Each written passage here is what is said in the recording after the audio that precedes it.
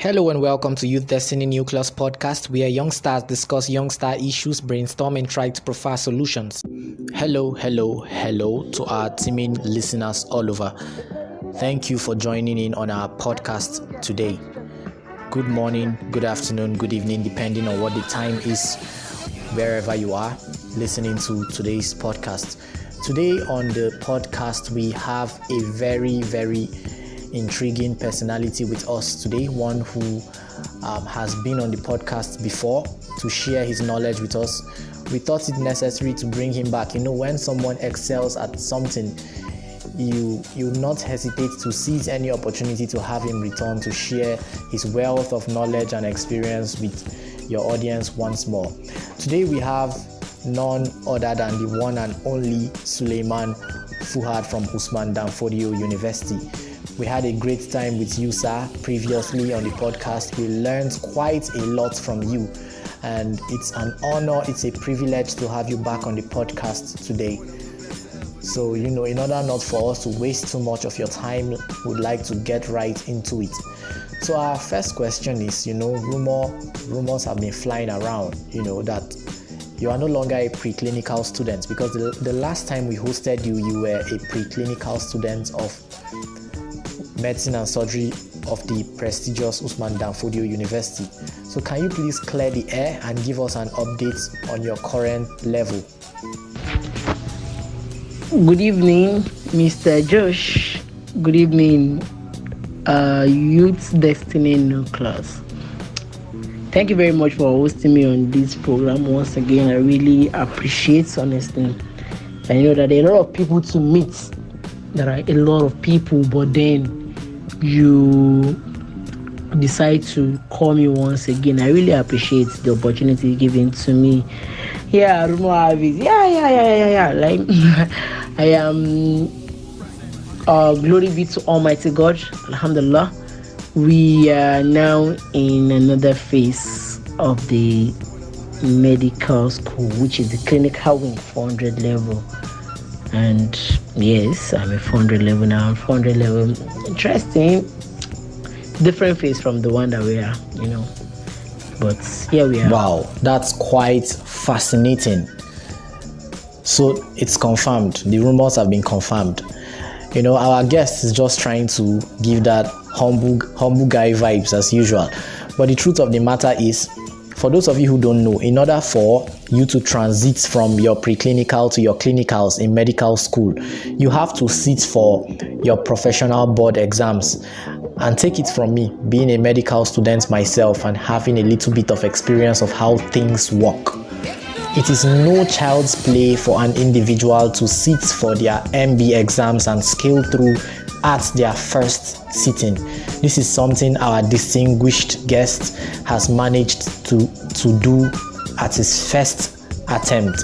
So I believe it's worthy of commendation, and I believe you guys need to know that you have a genius doctor right here on the YDN podcast. So on behalf of the entire Youth Destiny Nucleus family, we want to say a huge congratulations to you on achieving this great milestone. It's glad to hear you are still bubbling and kicking in medical school, excelling. It's a huge honor once more to have you with us today. So we want to know how life is going for you in clinical school. The preclinical phase and the clinical arm is quite different, and it can take a little bit of a toll on an individual. So we would like to know how you've been coping. How have you been adapting to this new phase of your career? Honestly, I would say hectic, stressful, difficult, not easy, not easy. Normally, I don't know, they believe you, maybe we think the higher we go, the more easy it will be, but no, that's not the case, honestly speaking. 400 level is tedious, although it is fun, and I'm adapting very fine, because we can say, initially, when we came in, we were gambitos in this part now, the JJCs, because normally the way medical school is structured, let me say my own school, the way it's structured is that when you finish your 100 level in the other normal science now, you come to 200 and 300, which is the preclinical phase, where you offer anatomy, biochemistry, and physiology. So we finish the anatomy, now we are in the other phase, which is the clinical phase. So this 400 level in my school, we always start from the clinic. We call it the introductory medicine and introductory surgery. So 400 level is like 18 months, not like it's 18 months in my school. You start from intro medicine, which is like 4 months. You come back to intro surgery. So that's like a couple of 4 weeks together, 8 months. Then you do psychiatry. So psychiatry is still under medicine, but a different course on its own. So under medicine. Then you now come back to lab, which is the main work of 400 level. So 400 level comprises pathology, pharmacology, and microbiology. And then this pathology is divided into, so basically pathology is divided into three, just like your gross anatomy, into what we call the hematology, the chemical pathology, and then the histopathology, which is the father of everything now. And then there's pharmacology. So these are the three main courses we do in this 400 level, and there are textbooks and everything to read. But I'm adapting very fine, and this is just what it's comprised of, and it's fine. It's interesting. So I would say, but I find it difficult to really cope with attending the class, going for your lectures and this, and it's more like a rotation. After this intro medicine, you come back for intro lab, which will take you 12 weeks, which is where you do this course I just mentioned now. After that, you write end of posting, EOP. Then you go back to the hospital again for your Med 1 and for your M1 and S1, that's medicine 1 and surgery 1. So you rotate in different units of the department. So it has been really fun. Like, honestly, I like the clinical parts even more than this pharmacology and everything that we're doing. I love it because this one is more of like you read and memorize things, but the clinic, you come around, you see things, you see patients, you learn to manage. It's practical, you see things, and it's very fun, compared to reading. So after that M1 and S1, you come back again to this lab. And you do this lab for like 10 weeks again. Then you go to community medicine for 1 month. Then you come back to this lab again for lab 2. And then you exam, and then you're done. Really glad to hear you're adapting quite quickly. And I don't know if I'm the only one that heard this. He said his clinical studies is fun. That can only come from an individual who is doing something they are actually passionate about. That emphasizes the need for us to pursue careers which light up our spirits and not just chase after certain things because of how financially attractive they are or because of the prestige that comes with it. The passion factor is one that needs to be factored in when making a decision to pursue a career, especially in the medical health sphere. So glad to hear you're bubbling and you're going through your clinical studies quite smoothly. The next question is, can you please put a little bit of perspective on it and tell us what the major differences are between your preclinicals and your clinicals? What are the major differences between preclinical and clinical from my experience? Okay, not like I've gone for any clinical in that much. Just in my 50 months of 400, or let me say 6 months of 400 level. But I would say the preclinical part, you are just into the system. You are not really very into the system. But when you come to the clinical, the feeling of being a doctor. I can remember my first surgery that I attended, like that I witnessed. It was fun. That feeling of being a doctor comes in this clinical level. You understand, like why you are here. The preclinical is just your cadaver, you read, you cram, you can forget it, whatever, anything. But yeah, there is a reason, there's a motivation for you. you're seeing patient life, you're seeing people dying. Okay, I can remember there was this time in cardiology, my intro medicine.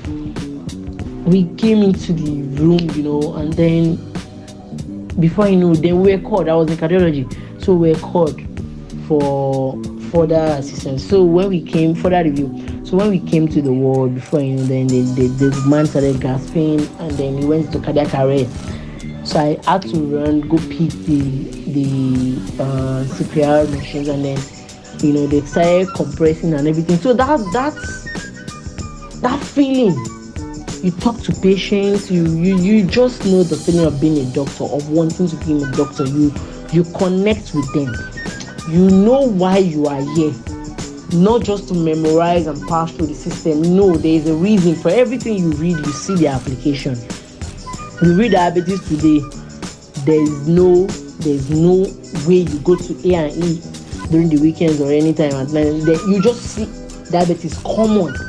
Hypoglycemia, this, everything that they are telling you, these complications, they are not lies. You see them. Unlike the preclinical level, you just keep saying, and this compartment goes to this compartment, blah, blah, blah. But this is more practical, and there's a lot of experience too.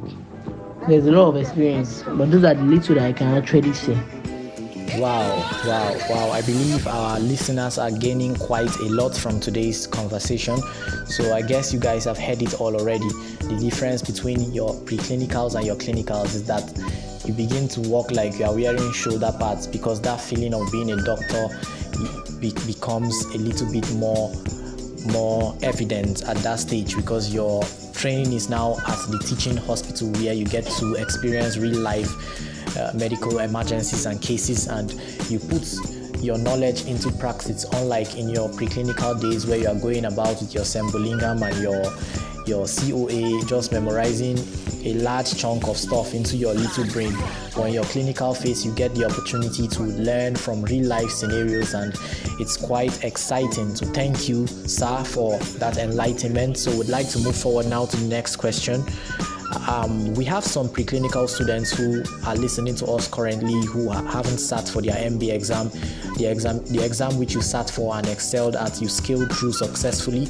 Would like to get some advice from you. What would you like to say to a preclinical student, the average preclinical student who is currently preparing for his or her medical board exam? My advice for the preclinical students that are preparing towards their first MB and the ones that are preparing pre-MB, because 200 level is pre-MB in some schools, and then the 300 level is the first MB in most schools. I'll say, I won't lie to you, I won't say it's easy. Anybody that says it's easy, the person is lying now automatically. So I won't say it's easy. It's not easy. If I tell you it's easy, I'm deceiving you. But just one thing, you have to finish the fight. You started it. They started calling you doctor already, so why give up? Look for a motivation.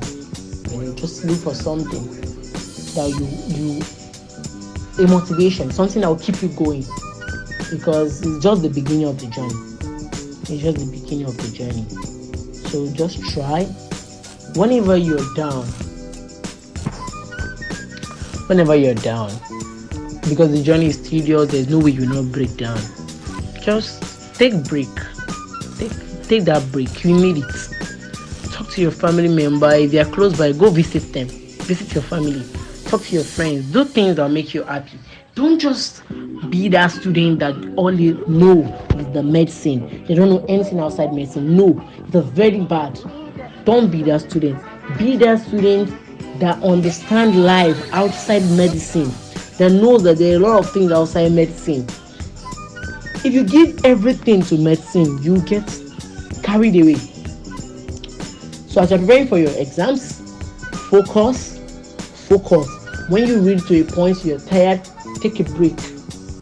If you're the type that watch football during the weekend, okay, watch your football, be happy, take a break, press your phone, come back. Don't just take too much time away. Just come back, read your book, take a break when you're tired, come back, learn to take a break, learn to sleep. I'm sure those of you that did that in preparing for your MD now, definitely know what sleep is in your neurophysiology. It's very important. It's a very important mechanism if you don't sleep, there's a problem. Forget it. All those 24 hours back to back, drink stimulants, go. Everybody know what's wrong for them, but no, sleep. When you know I'm feeling sleepy, this thing is no longer entering my head. You know yourself. You know when it's entering and when it's not entering. If it's not entering again, drop the book. Go back. Rest. Keep the book for a while. Then later you can come back and continue whatever you are reading. Wow, thank you so much, man, for that enlightenment. So you've all heard it. Everything he said, if you put it into practice, you are sure to perform decently in your forthcoming medical board exam. You shouldn't be one who is Mr. Medicine and Surgery, that the only thing that matters in your life is your studies, your career. There's more to life than your medical pursuits. You should be knowledgeable in other aspects of life, and you shouldn't allow other areas of your life to suffer, while understanding the importance of your dedication, your passion towards the ultimate realization of becoming a medical doctor. So you should study consistently and diligently, because like he said, the journey is not for the weak, it's not for the feeble. You have to be consistent in studies. You have to remember why you started in the first place and finish what you started. It is absolutely possible, because a number of people have started this journey just like you and successfully scaled through. So you have to understand that you are also capable of excelling at it. Thank you once more for your inputs regarding that. So now I would like to move on to the next question. What would you say is a golden rule everyone that wants to excel in medical school must swear by? So what do I think is a golden rule that everyone in med school have to swear by? I don't know, but I think there is this golden rule that in my own school everybody keeps saying, know yourself. Just know yourself. Just know yourself. Know yourself. Under this statement called know yourself, there's a lot of things under. I could remember when I was in 200 level, I'll be like, I can't wait to get to 300 level and start telling my younger ones, know yourself, know yourself. But at the end of the day, it's good to know yourself. Do you know why? Okay, let me give myself as an example. Now, I'm a good talker, and then I can't read stretch 5 hours, 8 hours, 10 hours. I can't read stretch like that. I have to break it down. Maybe I can take 1 hour, then press my phone a bit, then come back, take maybe 2 hours, then break it down. You understand? And I'm not a night reader, unless that there are sometimes stuff will choke you now to the point you don't choke that moment. No. I'm this type of person that I like reading very well in the morning, maybe from, let's say, 7, 8. I mean, during exam, when I don't go to school, I like reading in the morning very well. I like reading during the day very well after lectures. So, and I have a friend, Ibrahim. Ibrahim loves reading at night. He doesn't enjoy reading during the day, and he's doing very well, and I'm doing well too. Glory be to God. So it is all about knowing who you are. When do I assimilate best? I think preclinical, that's one thing you need to learn. For the ultimate, you should learn. Okay, when do I assimilate best? What do I read to assimilate best? Do I read textbook very well to understand? Do I watch videos very well to understand? Do I have a discussion with people to understand? You should be able to create this demarcation so that you don't have to copy your friend. Be who you are. Be the best version of yourself. Don't go into competition with anybody. You shouldn't be in competition with anybody. No. Because now, if you're in competition with somebody, you keep running, and if you don't get it, there's a problem. But you can always set a goal to be the better version of yourself. Okay, this 200 level exam, okay, I'm having 50, 51, 52. Oh no. Next exam, I want to have 60, 61, 62. No problem. It is not bad to aim high. Okay, next exam I want to have 70, 72, 73. Okay, next exam I want to do this. Keep aiming high, but never ever compete with anybody. You should Always aim to be the best version of yourself. And then there's this quote that everybody should work with, and it's very important. I think it's the key to excel in med school, but I'm seeing 400 level. I can't really say what a key code is, but I've been using it and it's very well. Like it works very well. I say work very hard, as if everything depends on hard work and prayer does not exist. At the same time, pray very hard, pray very well, connect with your Lord, as if everything depends on prayer and then hard work does not exist. In essence, when you're praying, pray like no, it's just this prayer that will save me. And when you're reading, be focused, read as if just that reading will save you. Those two is okay. Take that quote and take knowing yourself and you'll be fine. Know thyself, know thyself. Wow, that's a very great one. So the takeaway here is you should understand what works for you. You've heard what works for our guests today. You should know your most productive hours of the day and ensure to stick to studying within those time frames where you are most active and most productive. Don't try to go with the crowd or try to copy the study styles of the most brilliant students in college. What is working for him might be an absolute disaster for you. For you, you might be one who prefers studying in the daytime. For another, he might be a TDB jerky. You are not the same with anybody else, and what works for them might not work for you. So your main goal should be to find out your most productive hours of the day and maximize it. Thank you, sir, for that powerful input. So we'd like to proceed to the next question now. So have you ever been faced with imposter syndrome in med school? You know, the days when you feel like you are inferior or you are not as smart as your peers or you are not good enough. You don't belong in that category. If yes, can you tell us how you managed to overcome and how did you finally boost your self-confidence? Actually, I love this question. There are of times I could remember my own was in 200 level. Oh no, aside from 100 level, I had the first 100 level when we did a test called parasitology. Honestly speaking, I got 50 something in that test, or was it something I can't remember again. I was crying and then I was down because I'm not used to getting this kind of score from where I was coming from. I was used to being the best of my class. Because the truth is, every one of us in med school, at a point in time, we were all local champions. We were leaders, we were top, we were captains and everything in our various classes, until you come to this place and then realize that it's like you're nobody, you're inferior, you're struggling to even get that 50. So that was the beginning. Then but 200 level, when we started anatomy, my peers were just busy pouring the stuff, oppressing my life. And I was like, how did you guys even know this thing? And the insertion of pectoralis major, the nerve supply, I feel so down. I doubted myself. Can I do it? Will I even cope? Will I even survive? Because most of them have been doing pre-reading before the session because we were on strike now. So I doubted myself, and then I felt like God, I might not be able to do this and everything. But then at a point in the dissection, my name is the optimist. So I decided to follow my name and believe that if some people can do it, they can do it too.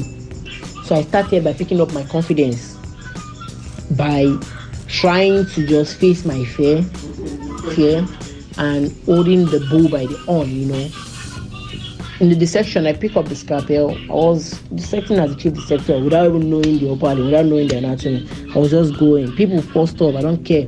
Keep going and reading my book bit by bit. Then I found somebody that has really helped my life. I found a group discussion pair. She's very good, Like she was there, we started discussing together. So that was how I picked myself. We were discussing together and then keep going and going and going and going and going. So at the point I just got back into the system just like that. And I was among people that were doing very well. She was doing well and I was also doing well. So I felt it goes like this. I was down, decided to want to pick up, and then somebody was there, and then we picked up together. So anybody that feels like, oh, I'm down, all these people are mobbing, I'm no. They might, but there's one thing: don't compare yourself to them. Some people are naturally better than you. There's nothing you can do about it. They are good, they are genius. You can't be like them. We can work hard to be on that level, not compete with them, but to be on that level. But don't feel down. You are also good in your way. You are the best in your own way. You are the king in your lane.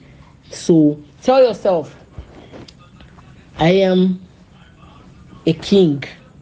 I can rule over this. I am more than this. I am more than my fear. Then I'm more than my fear. Then you conquer the fear. You understand? You are a conqueror. You can conquer it. If some people that were things to be dollared in 200 level scale perfectly, so why won't you scale? You just have to build the confidence, because the moment you lose your confidence, there's a problem. So gather your confidence. If you need somebody, you can build your confidence in somebody, be it your mom, be it your dad, be it your sister, be it your friend, be it your classmates, be it your colleague. Just look for somebody, roll with that person.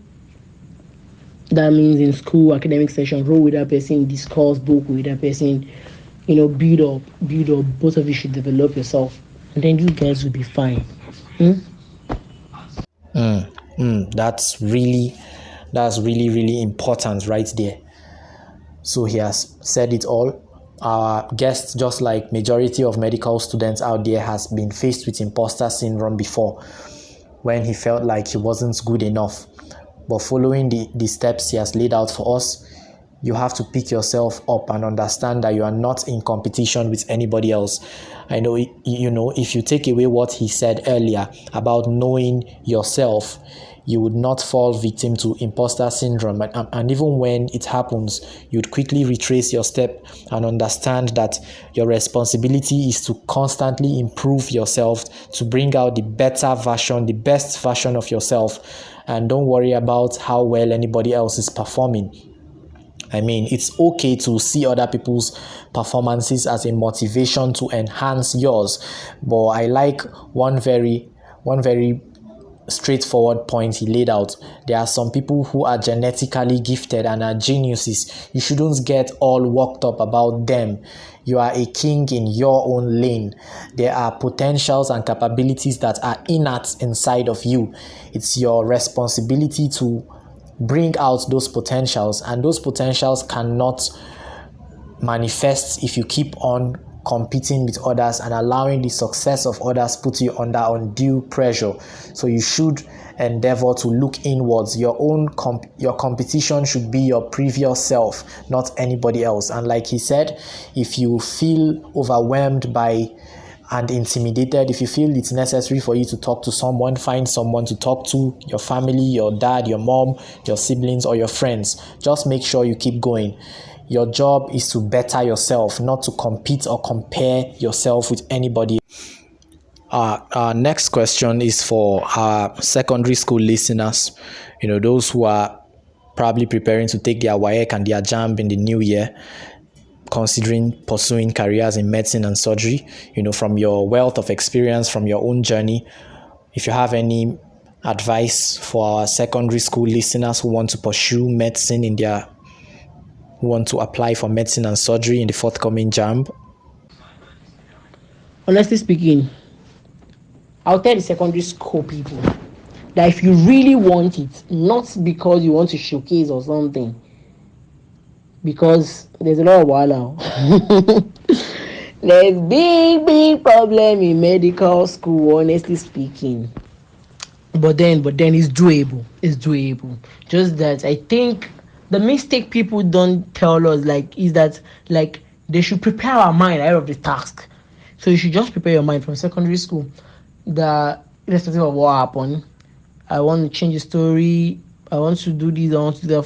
For whatever reason you want to become a doctor, if it's for job security, if it's for passion, if it's for humanity, for anything you want to become a doctor, just know it before you leave the secondary school. Don't just come, because you need that motivation. You need that thing that will push you So that even when you want to give or you look up to that and be like, oh, because of this, I must be great. Like, just attach it to something that will keep pushing you, and then you get there. You understand?